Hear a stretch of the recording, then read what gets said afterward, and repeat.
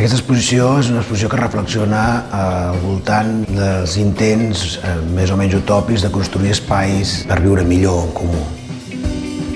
La majoria dels meus projectes graviten al voltant de l'arquitectura, entre altres coses perquè l'arquitectura és de les arts la que de forma directa afecta la vida de les persones. Llavors el que analitzo de cada casa és a partir de cada edifici intento destriar tot el que hi ha, per dir-ho de manera, amagat sota l'estora.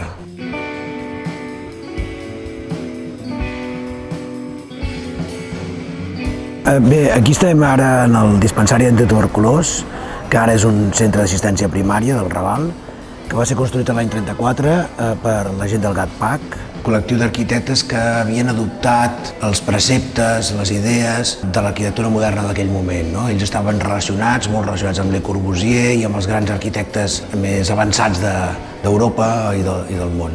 El 39 ve la Guerra Civil i s'atura aquesta política de millora de les condicions de vida dels treballadors. I l'exposició està relacionada directament amb la vida de Sabà Papasseit, poeta, anarquista, revolucionari, català, que va morir molt jove de tuberculosi, en unes condicions de vida molt precàries. Va morir en un pis fosc, poc ventilat, 10 anys abans de la inauguració d'aquest dispensari.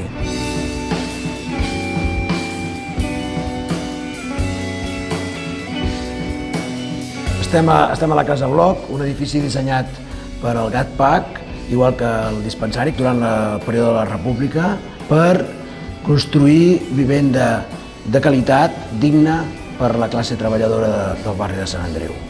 El problema és que l'edifici es comença a construir el 34 i s'acaba el 39 just abans de l'entrada de les tropes franquistes a la ciutat de Barcelona. Mai és ocupat per als destinataris pels quals va ser dissenyat l'edifici, sinó que és ocupat principalment per militars, familiars de militars, treballadors al voltant del quartel militar. I, a més, el règim franquista fa unes transformacions radicals de l'edifici que en perverteixen el seu esperit original. El fraccionen, el tanquen i inclús en construeixen un annex, que és conegut popularment com a Bloc Fantasma. Tota aquesta història em serveix per explicar tota aquesta espècie del que jo anomeno l'inconscient polític dels edificis i de l'arquitectura.